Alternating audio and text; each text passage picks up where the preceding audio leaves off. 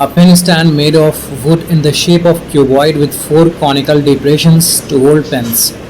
The dimensions of cuboid are 15 cm by 10 cm by 3.5 cm. The radius of each of the depressions is 0.5 cm and the depth is 1.4 cm.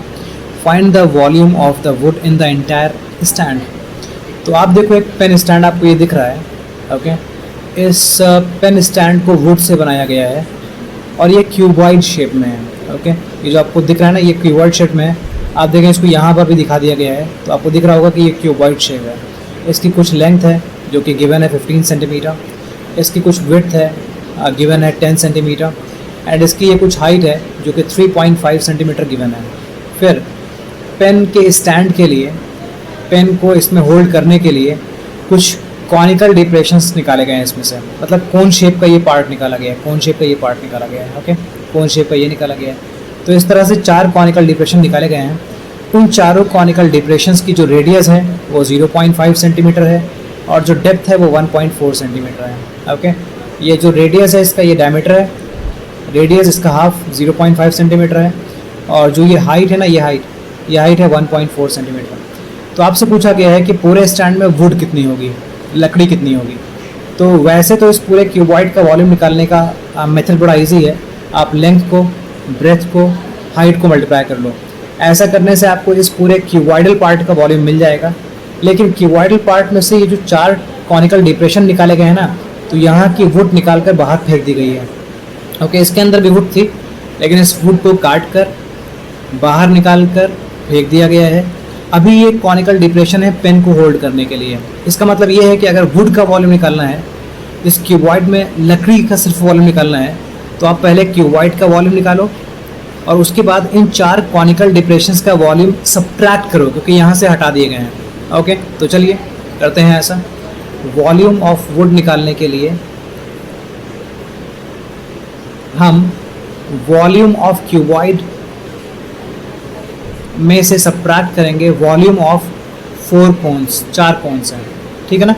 Cuboid का volume निकालने के लिए length, breath, height formula होता है और cons का volume निकालने के लिए फार्मूला होता है 1/3 पाई r स्क्वायर h। लेकिन यहाँ पर ये एक कोन नहीं है, 4 कोन्स हैं, तो आप यहाँ पर लिखो 4 इंटू दिस, ओके। आप इस हाइट को बोल सकते हो h1, इस हाइट को h2 बोल दो, क्योंकि ये भी हाइट को डिनोट कर रहा है, ये भी हाइट को डिनोट कर रहा है। तो जब दो हाइट हो और दोनों का मतलब डिफरेंट हो तो उनके नाम चेंज कर लिया करो। कैपिटल H, स्मॉल h नाम रख लो, H1 H2 रख लो या कुछ और रख सकते हो। चलिए आगे बढ़ते हैं। तो LBH लेंथ गिवन है हमें इस क्यूबॉइड की, ब्रेथ भी गिवन है एंड हाइट भी गिवन है।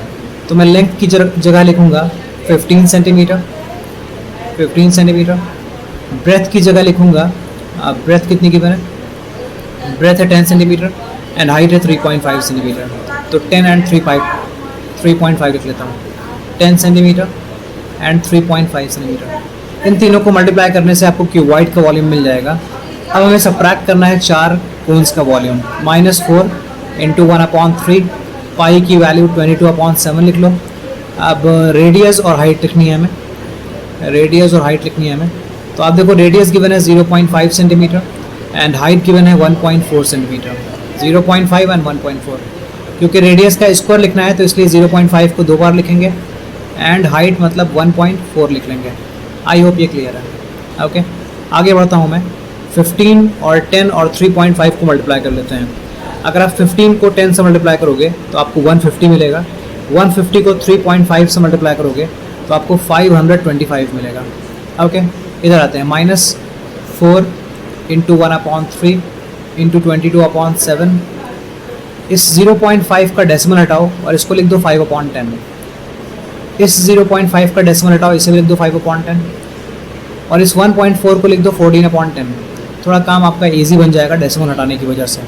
अब रिड्यूस करते हैं कुछ, 7 1 टाइम्स, 7 2 टाइम्स, ये तो हो गया रिड्यूस, ओके। इसके आगे कुछ रिड्यूस हो रहा है, ये 10 10 10 मैं रिड्यूस करना नहीं चाह रहा हूँ क्योंकि 10 की हेल्प से डिवीजन बड़ा ईजी बन जाता है, तो मैं इसको रिमूव नहीं कर रहा हूँ, ओके। कुछ और रिमूव हो नहीं रहा है तो मैं आगे बढ़ता हूँ। 525 माइनस 4 इंटू 22 88 हो जाएगा। 88 को आप 5 से मल्टीप्लाई कर लो तो 440 हो जाएगा। 440 को 5 और 2 से मल्टीप्लाई कर लो तो ये हो जाएगा 4400। ओके, ऊपर सारे न्यूमरेटर्स को मल्टीप्लाई कर लिया है हमने और हमें ये मिला। एक बार फिर दिखा देता हूँ।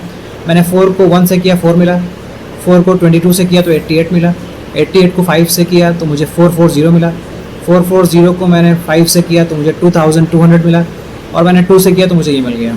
डिनोमिनेटर में 3 इंटू 10 इंटू 10 इंटू 10, इनको मल्टीप्लाई करने पर 3000 मिल जाएगा आपको।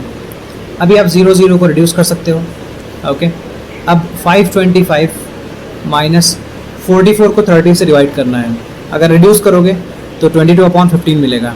तो कैसे भी आप कर लो।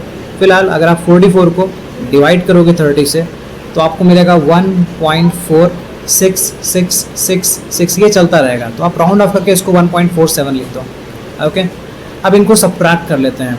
अगर आप 525 में से सब्ट्रैक्ट करोगे 1.47 तो आपको मिलेगा 523.53। ये वॉल्यूम है वुडन पार्ट का। I hope it is clear. कहीं भी कोई कन्फ्यूजन हुआ हो तो प्लीज़ आप कमेंट सेक्शन में लिखो। अदरवाइज़ अगर ये क्लियर है तो please share it and subscribe the channel. Thank you.